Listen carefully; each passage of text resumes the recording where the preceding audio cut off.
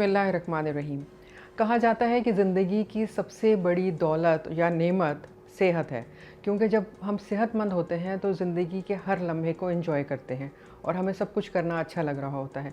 लेकिन जो ही हम बीमार होते हैं तो हमारी कोशिश होती है कि हम किसी ऐसे तरीक़ा इलाज पे चले जाएं जिससे हमें फ़ौरी तौर पर सेहत मिल सके। उसके लिए हम एलोपैथी में भी जाते हैं, होम्योपैथिक पे भी जाते हैं, कभी कभी तिब पे भी जाते हैं। लेकिन एक तरीका इलाज ऐसा है जो हमारे यहाँ बहुत ज़्यादा इस्तेमाल तो नहीं हो रहा, लेकिन गुज़श्ता 2500 साल से चाइनीज़ तरीका इलाज के तौर पर पहचाना जाता रहा है। जी, आप समझ गए होंगे, मेरी मुराद है एक्यूप्रेशर और एक्यूपंक्चर तरीका इलाज से। ये तरीका इलाज क्या है और क्या इसके ज़रिए हम हर बीमारी को इलाज कर सकते हैं, यानी कि हम उसको मरीज़ को ठीक कर सकते हैं, इसके बारे में बात करते हैं। और इस हवाले से जो डॉक्टर हमारे पास आज स्टूडियोज़ में मौजूद हैं वो इस तरीका इलाज के माहिर हैं। हमारे स्टूडियोज़ में तशरीफ़ फरमा हैं डॉक्टर मोइज़ अब्बास साहब। अस्सलाम वालेकुम। वालेकुम सलाम। जो भी देख रहे हैं या देखेंगे, जी, आपका पहले तो बहुत शुक्रिया कि आपने हमें वक्त दिया और एक ऐसा तरीका इलाज जिसके बारे में मैं बहुत अरसे से सोच रही थी और मैं अक्सर पढ़ा करती थी। जब मुझे पता चला कि आप इसके एक्सपर्ट हैं तो मैंने सोचा क्यों ना हम पहले आपसे पूछें कि ये तरीका इलाज क्या है, क्योंकि पाकिस्तान में आमतौर से लोग इस तरीका इलाज से इतने ज़्यादा वाकिफ़ नहीं हैं। और जब हम इस तरीका इलाज को पढ़ते हैं या जानना चाहते हैं तो हमें पता चलता है कि ये कोई चाइनीज़ तरीका इलाज है जो गुज़श्ता 2500-3000 हज़ार से चाइना में बहुत आम है। तो पहले तो आप मुझे थोड़ा सा इसका तारुफ दीजिए, फिर हम आपसे जानेंगे कि हम इसको कहाँ कहाँ अप्लाई कर सकते हैं। बहुत शुक्रिया। पहले तो मैं आपके बारे में भी कहूँगा कि ये चीज़ आपने सोची तो बड़ी बात है। सही। ये जो चाइनीज़ तरीका सिर्फ नहीं है, लेकिन चाइनीज़ ने इनको अच्छी तरह से डेवलप किया है और फुल फॉर्म के अंदर। और ये लोग उनमें हर चीज़ में कंपटीशन उनके पास, उनकी एक आदत रही है। ये स्पेनिश भी था, जापानीज़ भी था, कोरियन भी था, और ये यूएस से जो पुराने हैं फोक, उसमें भी ये मिलता है। अच्छा। और यूरोप का तो मैंने स्पेन का कहा था, वहाँ से फिर यूरोप के अंदर फैला। ये तरीका इलाज जो है, ये पहले ऐसा था कि एक जैसा कोरिया की मैं स्टोरी पढ़ रहा था कि एक बादशाह को ऐसी बीमारी लाहक हो गई कि इसका इलाज जो नहीं कर पाता था तो डॉक्टर उनको ज़िंदगी से फारिग करता था। अच्छा। फिर इसके बाद एक शख्स जो है जो ये चीज़ें जानता था, तो उसने कहा, मैं तो बादशाह ने उनसे कहा कि देखो, मेरा अगर इलाज नहीं करोगे तो मैं आपको भी मुफारिक करूँगा। सही। तो उसने बोला कोई बात नहीं, और वो कामयाबी से इलाज कराया। गुड। और ये तकरीबन 4000 साल पुरानी बात है ये। ठीक। अब एक्यूपंक्चर और एक्यूप्रेशर दोनों एक जैसे हैं। हाथ में या कान में वो भी एक्यूप्रेशर है, लेकिन वो है जोन थेरेपी है। अच्छा। कोई रिफ्लेक्सोलॉजी कहता है, हैंड रिफ्लेक्सोलॉजी, कोई फुट रिफ्लेक्सोलॉजी कहता है, कोई ओरिकल कहता है। ठीक। तो ये, लेकिन फिर अगर हम सिर्फ हाथ पे करते हैं और यहाँ पे अगर पट्टे हार्ड होते हैं, यहाँ पे नर्व्स वीक होती है। ठीक। बहुत सारे जो टेंशन और एंग्जाइटी वालों को जो है पट्टे टाइट होते हैं, तो ये जाते नहीं हैं, फिर वो सही। करंट वगैरह इम्पीड होते हैं, वो जाते नहीं है सही तरह से, और एक्यूप्रेशर पूरा होता नहीं है। अब वो एक्यूप्रेशर या ये रिफ्लेक्सोलॉजी और जोन थेरेपी वो ऑर्गन को एक मुकम्मल लेती है एक ही साथ। अच्छा। लेकिन एक्यूपंक्चर और एक्यूप्रेशर जो है वो उसके अलग अलग जावी बनाती है। तो डॉक्टर साहब, क्या ये दो अलग चीज़ें हैं, एक्यूप्रेशर और एक्यूपंक्चर? दोनों एक ही चीज़ है, एक ही किस्म की तालीम है। ठीक। उसमें सिर्फ वो निडल डालना सिखाते हैं और इसमें आप प्रेशर कर सकते हैं। ठीक। निडल डालने वाले के पास अगर आप जाते हैं तो आप खुद निडल आप नहीं डाल सकते हैं, उन्हीं के पास जाना पड़ता है। वो एक्सपर्ट डॉक्टर ही डालेगा, वो जिसको निडल डालने आती है। जी ठीक। एक्सपर्ट। और वो खास नीडल्स होती हैं जो डॉक्टर खास नीडल्स होती हैं। कभी उन्होंने, जैसे अभी ये लंग्स 1 पे अगर यहाँ पर उन्होंने नीडल गलत डाली, लंग्स कोलेप्स हो जाएगा। अच्छा। तो ऐसे होते नीडल ये यहाँ पे सर पे भी डालते हैं। अभी आप सर पे तो नीडल नहीं डालेंगे। सही। तो असल गेम तो फिर वो प्रेशर पॉइंट्स का हो गया ना। तो क्या हम अगर इसकी तारीख दीन के लिहाज से या इस्लामिक दौर के हिसाब से देखना चाहें तो हमें क्या ये पहले कहीं मिलता है इसका इलाज? जी हाँ, मैं इस्लामिक तौर का भी मैं बताता हूँ। तो एक्यूप्रेशर का एक चीज़ मैं बताता हूँ मैं, कि एक्यूप्रेशर आप डॉक्टर से खुद सीख के जा सकते हैं कि भाई आप ऐसा कर लें। डॉक्टर आपको, एक्यूप्रेशर वाले डॉक्टर अक्सर ऐसे होते हैं क्योंकि ये इलाज लंबे होते हैं। अच्छा, कोई भी तवील इलाज होता है। दुनिया का लंबा होता है। ओके, और चलो इलाज हो भी गया तो उसको मेंटेन करना होता है। सही। तो वो प्रेशर पॉइंट्स लेके, एक्यूपंक्चर पॉइंट्स लेके क्या करेगा, नीडल तो खुद नहीं कर सकता। डॉक्टर की ज़रूरत है। यहाँ पे अगर नीडल लंग्स 1 पे अगर नीडल गलत लग गई, लंग्स कोलैप्स हो गया, इमरजेंसी हो ओके, गई। अच्छा।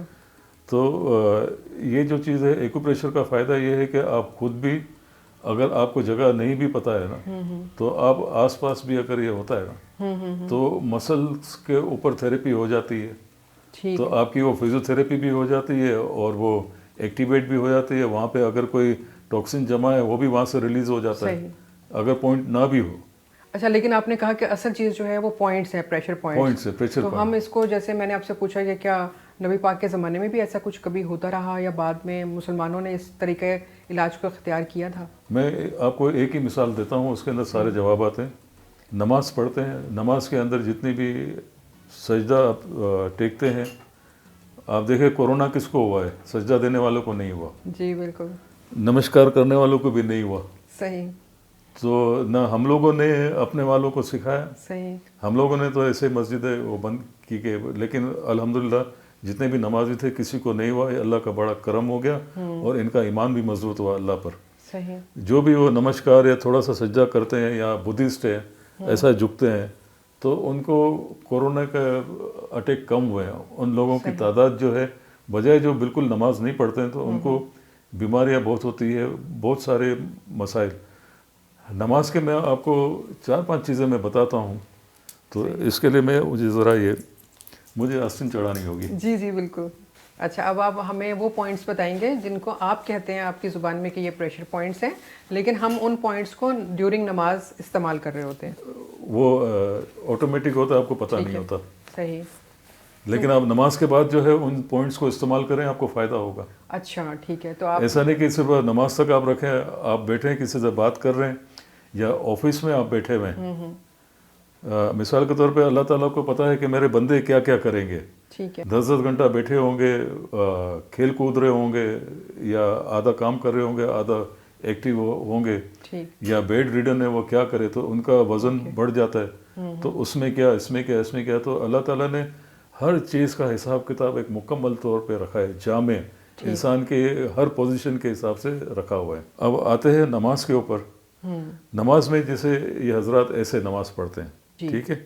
अब ये मेरी ये छोटी उंगली ये यहाँ पर आई है, इस छोटी उंगली के साथ साथ जी बिल्कुल। यहाँ रिस्ट के बिल्कुल ऊपर, ठीक। ये हार्ट 7 है या H7 है या HT7 है। ठीक। अगर उल्टे हाथ में यहाँ दबाएंगे तो आपका जो हार्ट बीट अगर फास्ट होगी वो स्लो हो जाएंगी ओके।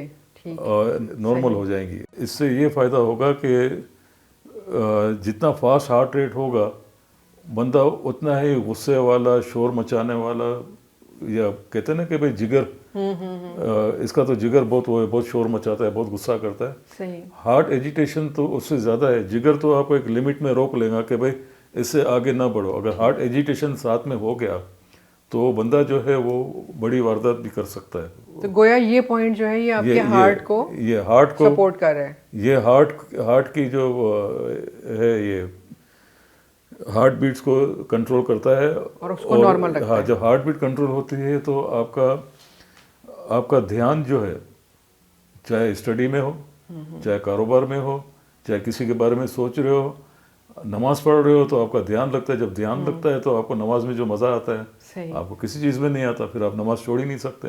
तो बड़ा ज़बरदस्त पॉइंट है फिर ये। तो ये है। ये तो हो गया पहला प्रेशर पॉइंट नमाज के ये हिसाब पहला से। प्रेशर पॉइंट है। अभी जो अगर किसी के बहुत कम है हार्ट बीट, इसको आप राइट हैंड से बढ़ाएंगे, लेफ्ट से कम करेंगे, राइट से बढ़ाएंगे। राइट हैंड में इस साइड पे। हाँ, ये यहाँ पे कोने में आप उस पे इंटरनेट पे देख लीजिएगा, H7 H। ठीक। अच्छा, ये आ गया। अब ये 3 उंगलियां आती है। 3 उंगली बॉडी का हीट कंट्रोल होता है। ओके। और जो है ये बहुत सारे बॉडी में ताकत के लिए ये अपने आप ही ऐसे, यानी एक तरह से ये एनर्जाइजर है। जब एनर्जाइजर है। आप बैठे हैं, अगर आप टीवी पे कोई प्रोग्राम देख रहे हैं, ऐसा बैठ जाएं, ओके। आपको कब्जी कम हो जाएगी। ओके। अच्छा, तो बड़ा ज़बरदस्त है। फटाफट नमाज पढ़िए, आप ये इधर टच किया और जैसे ये इसका मतलब है हमें बहुत तवज्जो से इसको तवज्जो से करना देखो, चाहिए, अल्लाह फोकस से होके। अल्लाह से तो प्यार से बातें करते बेशक, हैं बेशक। आराम से।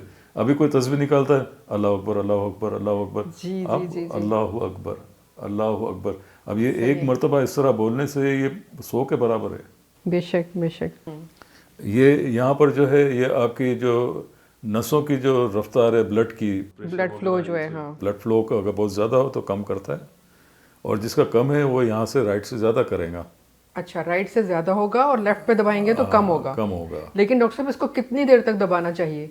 आप दबाएं 1 मिनट, हर पॉइंट ये दवाई है, 1 मिनट 2 मिनट से ज़्यादा कोई पॉइंट ना दबाएंगे। ओके, ठीक है। ये इसको भी आप ये दबाएंगे तो आपका फ्रोजन शोल्डर खुलेगा, ऑपोजिट साइड का फ्रोजन शोल्डर ओके। खुलता है ये।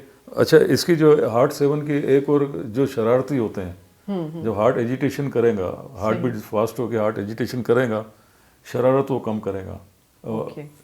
ये कम होने के बाद शरारत कम करेगा।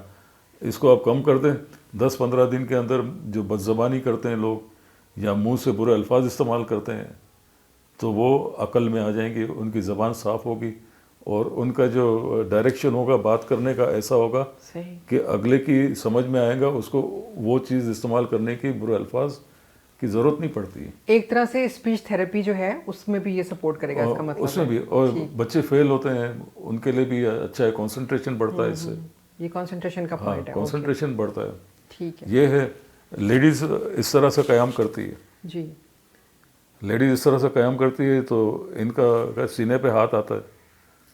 बाद में ये ऐसा करके अगर बैठे रहे टीवी देखते हुए तो सीने के अंदर बेहतरी आती है। अच्छा, ओके। और अगर कुछ ज़्यादा करना है तो ये इसके 4 हिस्से बनाए, 1 2 3 और 4। ओके, ठीक है। 1 2 3 4 हिस्से बनाए। अब इसको 15 सेकंड इसको मसाज कर लें, फिर थोड़ा सा दूसरे हिस्से पे, फिर तीसरे हिस्से पे, तीसरे हिस्से पे, तो एक तरफ आराम आएगा। ठीक। अब जो है, अगर एक तरफ अगर मिसाल के तौर लेफ्ट पे अगर हैवीनेस है तो राइट की तरफ से गर्दन खींचती है, ओके। और लेफ्ट की तरफ है, राइट की तरफ हैवीनेस है तो लेफ्ट की तरफ से गर्दन खींचती है। सही। अच्छा, जब ये हैवीनेस होती है तो ब्रीदिंग कम होती है, शैलो ब्रीदिंग होती है, आधा सांस लेती है, बल्कि आधे से भी कम सांस लेती है लेडीज़। तो उसमें फ़ायदा ये होता है कि जब आपके ब्रीदिंग सही होती है, आपके मिजाज में कंप्लीट चेंज आ जाता है। तो ये ब्रीदिंग के लिए है इफेक्टिव, ये जो आप बता रहे हैं? ये टेंडरनेस के लिए, ओके। टेंडरनेस है, हैवीनेस और स्टेग्नेशन के तो लिए। ये हम दोनों हाथों पे कर सकते हैं? दोनों हाथों पे, इस पे भी करेंगे, इस पे भी करेंगे। और एक एक मिनट तो हर जी हाँ, पॉइंट को दबाएं। और आपको इस किस्म के जो लेडीज़ घबराती है कैंसर का, उसके 90% चांसेस कम हो जाते हैं। ओके। और ये किस में है? सही। इस्लाम में। बिल्कुल।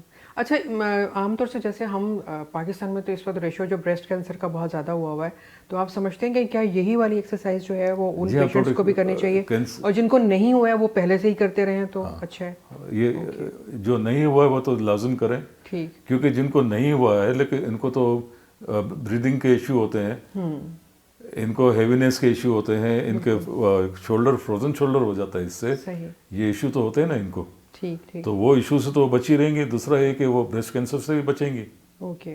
और जब ये मिजाज भी अच्छा होगा, घर के अंदर शोर शराबा हल्ला गुल्ला ये भी नहीं होगा। सही। क्योंकि हमेशा आदमी अगर तबीयत सही रहती है तो उसका मिजाज भी, उससे मुंह से जो बात निकलती है तो वो भी बराबर निकलती है, किसी को बुरा नहीं लगता। और फिर वो चिड़चिड़ाहट और ये ऐसी वैसी बातें सब। अच्छा, अब हम नमाज का एक और बड़ा इम्पॉर्टेंट पॉइंट है, रुकू में हम जाते हैं और हम यहाँ पे हाथ रखते हैं, तो क्या यहाँ पर भी कुछ ऐसे पॉइंट्स हैं जो हमें सपोर्ट कर रहे होते हैं हमारी हेल्थ में? वो बताइएगा डॉक्टर साहब। यहाँ पे इधर 3 पॉइंट है, 1 2 और 3।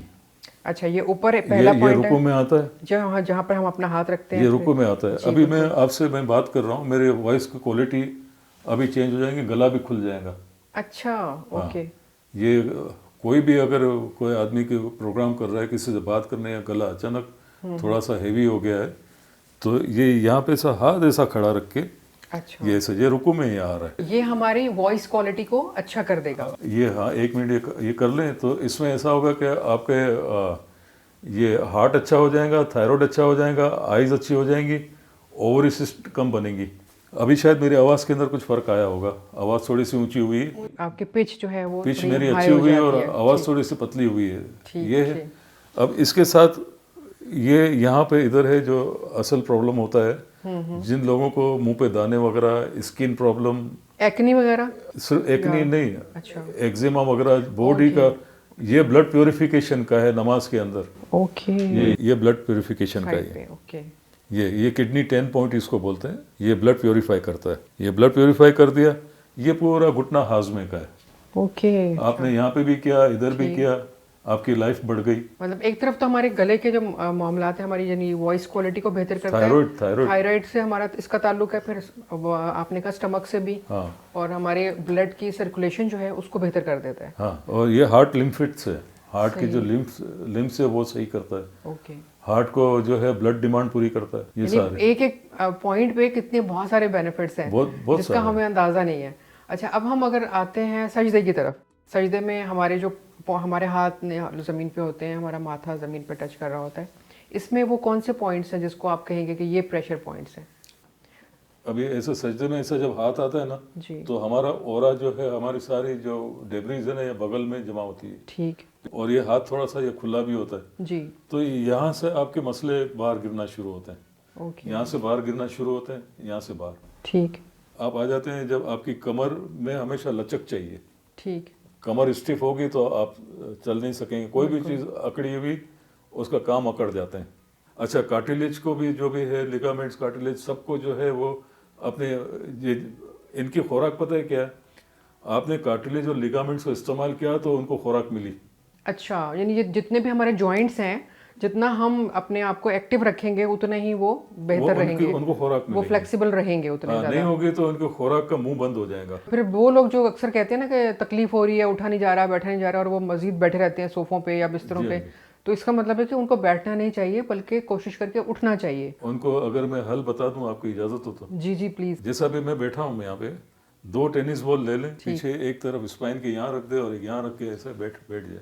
अच्छा, स्पाइन के राइट एंड लेफ्ट रखें, राइट एंड और लेफ्ट टेक लगा के बैठ जाएं। ऐसे बैठ जाएं तो आपकी स्पाइन को ये ऐसा झोल मिलेगा थोड़ा सा। ठीक ठीक।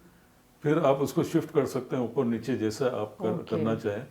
सही। क्योंकि पूरी स्पाइन के पीछे जो है वो एक बेक्शू पॉइंट्स बोलते हैं कि वहाँ पे जो स्पाइनल कोर्ड से कुंडे जाते हैं। जी जी ठीक। लीवर में जाते हैं, किडनी में जाते हैं, लंग्स सही। में जाते हैं, इंटेस्टाइन में जाते हैं, तो वो एक्टिवेट हो जाते हैं। सही। वो एक्टिवेट हो जाते हैं और उसको जो है वो स्पाइन को एक कर्वेचर मिल जाता है अच्छा खासा। है कि अभी बहुत से लोगों को जिन्होंने अभी नमाज शुरू नहीं की है, नमाज के फायदे अभी सुनेंगे, अगर शुरू करने जाएंगे तो बोलेंगे मेरी तो कमर दुखती है। सही। तो इसलिए मैंने ये गेंद का बताया कि गेंद पीछे रख के अपनी नमाज करें। और L4 L5 के लिए थोड़ा सा आप इधर अपने आप को इधर यहाँ मारा करें, ये यहाँ से सीधा आएगा इधर। अच्छा डॉक्टर साहब, L4 और L5 जो एक आम आदमी को समझ में नहीं आएगा, वो क्या है, उससे क्या मतलब ये चौथा और पांचवा मोहरा जो है कमर अच्छा, का, कमर का चौथा और पांचवा मोहरा। चौथा पांचवा मोहरा। ठीक है। और तो वो L4 L5 वे आपकी बड़ी आंत से होता है, तो खाने ऐसे ना खाएं कि बड़ी आंत खराब हो। अच्छा, ओके। ये पोजीशन से या चोट से तो कमर खराब होती है, पोजीशन से इतनी खराब नहीं होती जितनी खुराक से खराब होती है। अच्छा, तो हमें खुराक में क्या एहतियात करनी चाहिए? खुराक में सबसे पहले जो है अपनी मसल्स को रस्सा नहीं बनाए। ठीक है। रस्सा जो होता है एक ग्रीक वर्ड है मेरे ख्याल से, लातिनी नहीं है, ग्रीक वर्ड है। एंग्जाइटी हम जिसको कहते हैं, या एक हम उर्दू में बोलते हैं परेशान। जी। ये 2 लफ्जों से बना है। सही। एक तो परे से बना है और एक शान। सही। परे का मतलब दूर करना और शान का मतलब आप अपनी शान को दूर ना करें। कैसी भी तकलीफ हो, अपनी शान को आप मेंटेन रखेंगे, आपकी शान होगी तो आपको लोग हेल्प करने आएंगे, हेल्प करने नहीं आएंगे, आपको कारोबार देने आएंगे, आपको बहुत सारी चीज़ें आपके साथ बैठने आएंगे, उसमें से कोई रास्ता निकल आएगा आपकी किस्मत का। गोया जो मैं समझ पाई हूँ, आपका मतलब ये है कि हम अपने ग़िज़ा में मोहतात रहें और बहुत ज़्यादा ना खाएं, क्योंकि हम जितना लाइट खाएंगे और अच्छा खाएंगे तो उससे हमारी बैकबोन को एक सपोर्ट मिल रही होगी। और जब हम ज़्यादा खाएंगे तो हमारी बाज़ दफ़ा ज़्यादा खाने की वजह से प्रॉब्लम बैकबोन का, वो जो मोहरों में गैप आ जाना या फिर उसमें पेन होना, वो उस वजह से होता है। वो उसी की एंग्जाइटी की वजह से। एंग्जाइटी का मतलब है कि आपने रस्सी को मोड़ दिया। ठीक। आप अब रस्सी इस लेंथ की है, आपने इसको मोड़े तो वो छोटी हो गई, तो आपकी लेंथ यहाँ से यहाँ छोटी हो गई, यहाँ से यहाँ छोटी हो गई लेंथ, अब इसने इसको खींचा है। इसका मतलब ये है कि हम ग़िज़ा जो है वो बहुत ज़्यादा ना खाएं और कम खाएं। आप गज़ा खाएं, गज़ा ऐसी ना खाएं जिससे आपका मिजाज ख़राब हो। अच्छा, मसलन घी तेल वाली चीज़ें बहुत ज़्यादा ठीक, फ्राई चीज़ें ना खाएं, हाँ फ्राई चीज़ें खाएं, कभी शौकिया तौर पे कभी दावत में जाते हैं लेकिन सब। रोज़ाना इस्तेमाल ना करें। उसके साथ अगर जैसे आज मैं दावत में गया ना, तो कल मैं खिचड़ी खाऊंगा, तो वो बैलेंस हो जाएगा। बैलेंस हो जाएगा। अच्छा, ओके। और उसके बाद जो कल दोपहर को फिर जो रात का जो मील रहता है, उस मील को भी मैं थोड़ा लाइट करूंगा। वो आपकी जो दावत और सब मिला के वो जितना घी आप तेल खाना चाहते थे, सही। वो अब 24 घंटे का ये एक हिसाब बन गया। अच्छा डॉक्टर साहब, क्या हमें रात को जो है उसमें कोई ख़ास एहतियात ग़िज़ा में करनी चाहिए, ताकि रात को भी ज़ाहिर है कि बॉडी में सेल्स का बनना और जो बॉडी का जो होता है सिस्टम उस बेहतर होने का, सेल्स के हवाले से वो बेहतर हो रहा होता है, तो हमें किन चीज़ों का ख्याल करना चाहिए रात के खाने में? हमें जो हार्ड ग़िज़ाएँ नहीं खाएं। ठीक। हार्ड ग़िज़ाएँ आपको एक तो कोई 2 घंटे में उतरती है, 3 घंटे में, कोई 4 घंटे में, वो 8-8 घंटे नहीं उतरती है। अच्छा। आप सुबह उठते हैं तो वो उसी खाने की डकार आ रही होती है। अच्छा, आमतौर से तिब में ये कहा जाता है कि दोपहर का खाना स्किप कर देना चाहिए, सिर्फ नाश्ता अच्छा करना चाहिए और फिर रात का खाना खाना चाहिए। तो आपका जो ये तरीका इलाज है, इसमें आप क्या एडवाइस करेंगे कि क्या इसी तरह से कंटिन्यू करना चाहिए? जितने भी अच्छे नाश्ते हैं, सादे नाश्ते सब महंगे। तो आप क्या है देख वो लें, अच्छे नाश्ते में क्या है जो आपको लगता है कि महंगा है? अच्छे नाश्ते में आप चाहे स्लाइस के साथ खाते हैं, या घर में चपाती बनाते हैं, ठीक। पराठे बनाते हैं, सही। आप उसको और मक्खन डाल के, जेली डाल के, और ये सारी चीज़ें जो है वो नुकसान पहुंचाती है। ठीक। कभी आपने टेस्ट कर लिया, मलाई खाए तो मलाई के ऊपर आप बजाय चीनी के शहद डाल के खाएं, ज़्यादा मज़ा आएगा। जैसे उसका सीज़न आ रहा है ऑरेंज का, जी जी जी, बिल्कुल। ऑरेंज को लोग नमक डाल के खाते हैं, आप दक्कनी मिर्च के ऊपर डाल के खाएं, जो आपको लज्जत आएंगी और जो आपकी बीमारियां दूर होंगी, वो आप सोच से बाहर है आपकी। ऑरेंज के ऊपर दक्कनी मिर्च डालें? आप दक्कनी मिर्च रखें यहाँ पे, अच्छा। और एक एक जो कीनू की जो स्लाइस है, ऐसा करके आप खाते रहें, आपको जो इतना नमक से ज़्यादा टेस्टी ठीक। और हेल्थ की हेल्थी। तो आपका मतलब ये है कि जो पराठों का इस्तेमाल या इस तरह से जो हम चीज़ें इस्तेमाल कर रहे होते हैं वो ना करें, और बल्कि हेल्दी नाश्ता मैं करें। ना के लिए नहीं कर रहा हूँ कुछ। अच्छा। ना के लिए कुछ भी नहीं बता रहा। ठीक। मैं कहता करो, लेकिन उसको हजम करो। हजम करने के लिए तो कुछ भी जो है सही, आपको कुछ तो करना पड़ेगा, हिलजुल मगर ऐसे करना तो हजम पड़ेगी। नहीं जी होती। बिल्कुल। तो आप बजाय ऐसे कि कुछ वर्जिश करें, एक्यूप्रेशर ही कर लें। ओह अच्छा। हाँ, अल्लाह को। और एक्यूप्रेशर भी कैसा, दमादम वाला, सही। मजे वो आराम बताइए। से। ये इसको आपने स्टमक सही किया, ओके। या आंखें सही हुई, जिनको वो ओवरी का प्रॉब्लम है वो भी सॉल्व हुआ, ठीक। ब्रेस्ट का भी प्रॉब्लम है वो भी सॉल्व हुआ। मतलब यहाँ से यहाँ तक हम इसको ये यहाँ से यहाँ तक, और ये थायराइड वगैरह, आईज वगैरह, सब और यहीं से। पीछे सर का हेडेक, ये हम 1 मिनट तक करें या 2 मिनट कर ये सकते 1 हैं? मिनट तक, ये 1-2 करें। ऐसा करने में आपको थोड़ा सा अच्छा। मुश्किल है, ऐसा आसान है, जैसा आपको अच्छा लगे। ये ऐसा आप करेंगे यहाँ पर, तो ये आपके गोल ब्लैडर और लीवर जो है वो सही होगा। यहाँ वाला पॉइंट जो आपने कहा है कि हमारा जो ये स्टमक है है। वो एक्टिव होगा ज़्यादा, एक्टिव और होगा, हमारी heart भी। डाइजेशन जो है वो अच्छी हो जाएगी। डाइजेशन भी अच्छी हो ठीक जाएगी, है। हार्ट भी अच्छी हो जाएंगी। और यहाँ पर जो है क्योंकि पथरी बनने के चांसेस कम होते हैं। ओके, गुर्दे का इलाज यहाँ पर है? पित्ते की पथरी, पित्ते की पथरी का यहाँ पित्ते की साइड पथरी पे। बनने अच्छा, के चांसेस कम होते हैं। ठीक है। और चांसेस जब कम होते हैं तो इसका मतलब जो भी आपने चीज़ ली है वो बॉडी को लग रही है, और जो नहीं लगती है वो बाहर निकल रही है। ठीक है, यानी एब्जॉर्प्शन अच्छी हो जाएगी तो फिर आपकी हेल्थ अच्छी। हाँ, हेल्थ अच्छी हो जाएगी। और इधर आप ये मारेंगे यहाँ पर तो आपकी पिंडली खुल जाएंगी, पिंडली खुलेंगी, हार्ट को ब्लड मिलेगा, आपकी सर्कुलेशन अच्छी होगी। बहुत अच्छी बात की आपने। और आज जो हमारी एक मैं तो बड़ी मुख्तसर सी गुफ्तगू कहूँगी इसको, आज का प्रोग्राम जो था उसमें असल में हम आपको ये बताना चाह रहे थे कि एक्यूपंक्चर या एक्यूप्रेशर जो है वो एक तरीका इलाज है, और इस पर भी आप जा सकते हैं, क्योंकि ये एक ऐसा तरीका इलाज है कि जिसमें आपको अगर अच्छा और सही मॉलेज मिल जाता है तो कोई साइड इफ़ेक्ट नहीं होंगे। हमें इस तरीका इलाज को इख्तियार करना चाहिए और हमें इससे बहुत सारे फ़ायदे उठाने चाहिए। आज के लिए बस इतना ही। मुझे और डॉक्टर साहब को इजाज़त दीजिए। अल्लाह हाफ़िज़।